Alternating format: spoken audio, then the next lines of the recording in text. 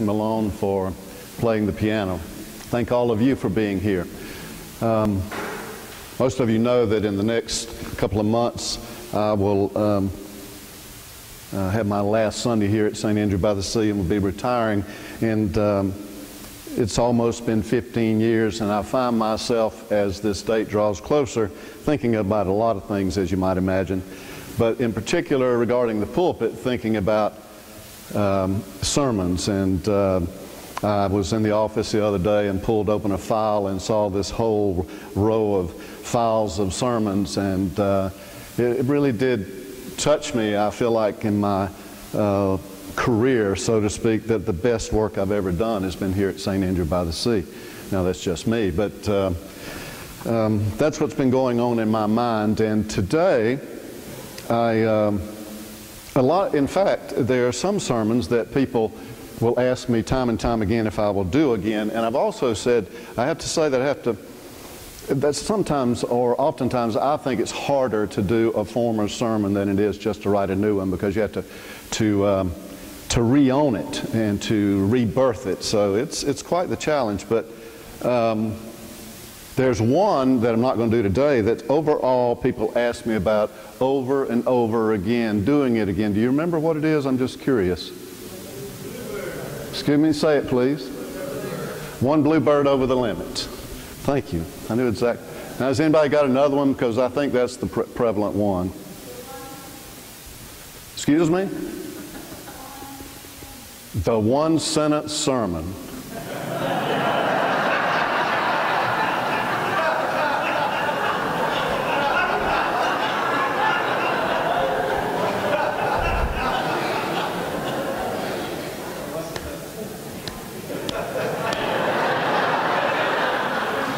A lot of people say that was my best sermon. I can't believe you said that, because I did do a one-sentence sermon before, and that sentence came from a sermon that was written in '99 when we moved to this site. Now that you brought that up, can you tell me the sentence? Can anybody tell me the sentence? Good, because I'm going to use it again today. You obviously didn't get it the first time. I also was thinking about the power of one sentence, sitting down over here next to Bessie a moment ago, in regards to Alice losing her brother and the Larson family memorial service yesterday, and the New Testament story of Jesus going to Martha and Mary after their brother had died. And when he greeted them, he was 4 days late. They said to him, "If you would have been here, only been here, our brother would not have died." And he answered in one sentence, a very powerful sentence that I think I heard in a way I've never heard before, and all we ever want to hear when we lose someone we love, which we all have. That sentence was, "Your brother will rise again."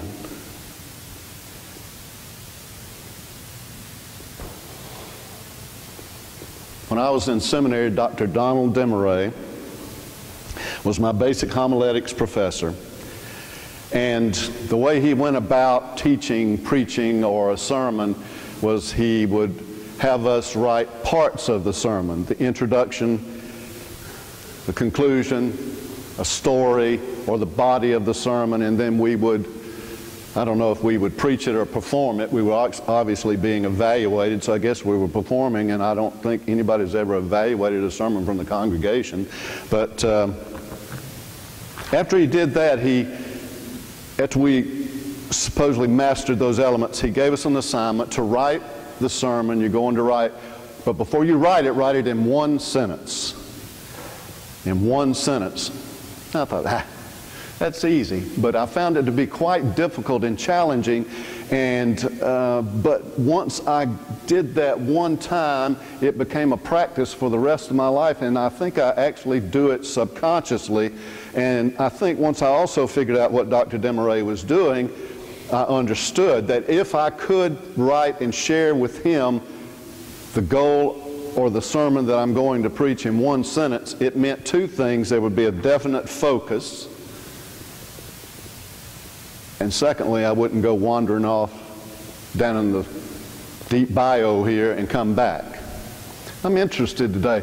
How do you like your sermons? Do you like them lengthy and drawn out, or do you like them concise, succinct, and to the point? It's no shame if you like them short, I don't think. In the middle. In the middle. Now, the title of the sermon today is Church. Now, I'm thinking about church probably because of having a membership meeting after this service today, which brings me to think about the nature of the church and remind myself once again of the environment that I work within as minister.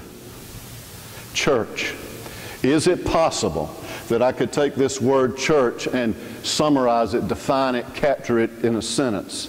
Is it possible that I could define its nature and its mission in one sentence? Is it possible that I could speak to its attitude and its aptitude, if you will, its empathy and its sympathy for humankind in one sentence?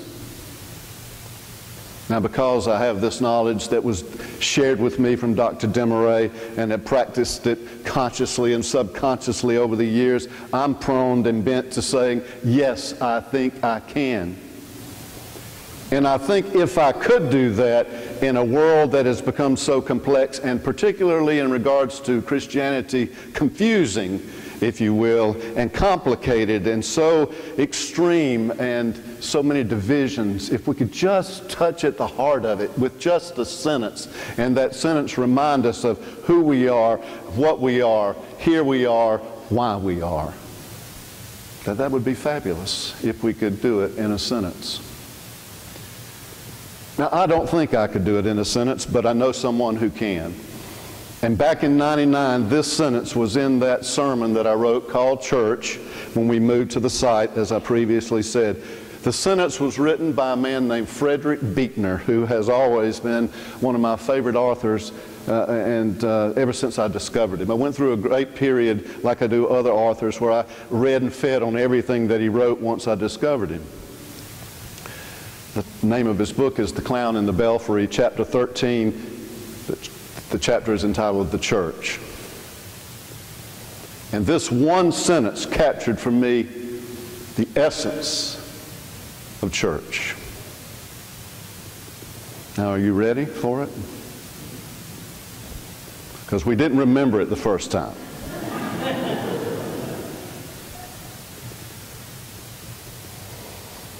Just take a deep breath and ready yourself and listen. And listen to every word of that whole sentence.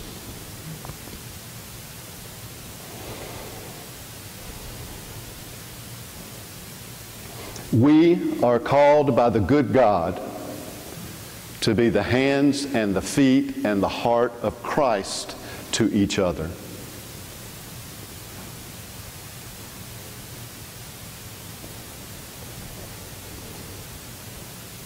Now, I didn't say this was going to be a one-sentence sermon, so I can say it again.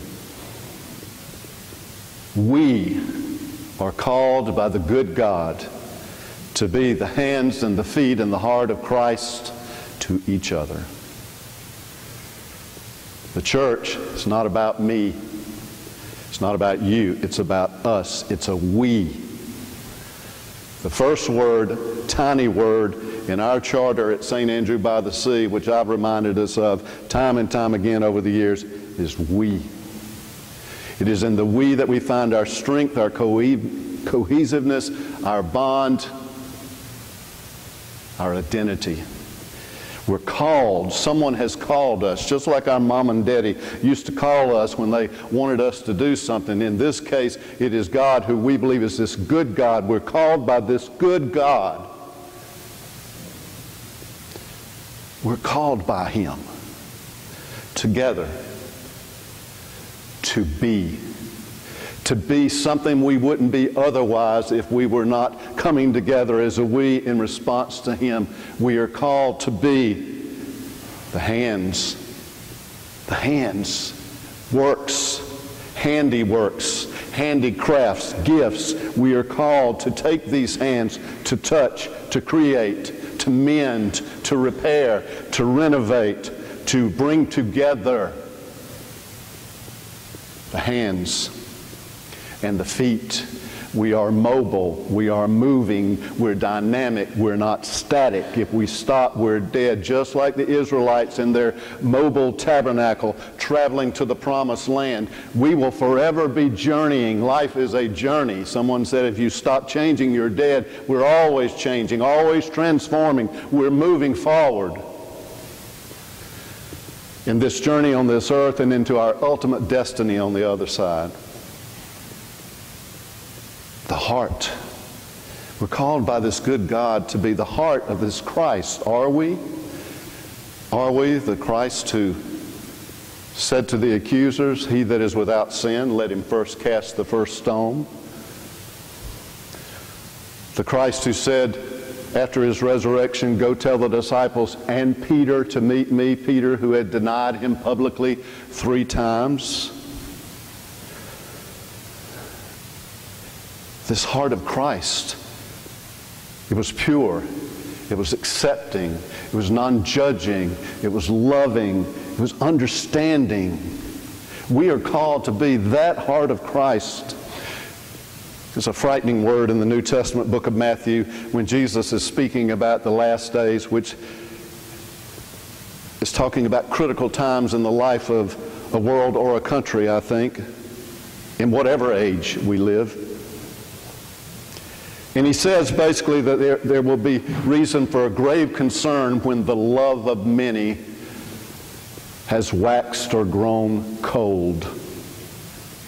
When people no longer have the capability to feel, or if they are able to disconnect from their fellow human beings or nature and animals for that matter and not feel anything, connection or pain when the other is in pain, then we've got a real problem across the world in society as well as in religion. And there is a religion out there that is very, very cold. Jonathan Swift said that we have just enough religion to make us hate one another.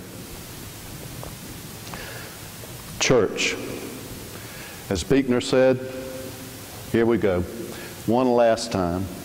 We are called by the good God to be the hands and the feet and the heart of Christ to one another. Amen. Amen.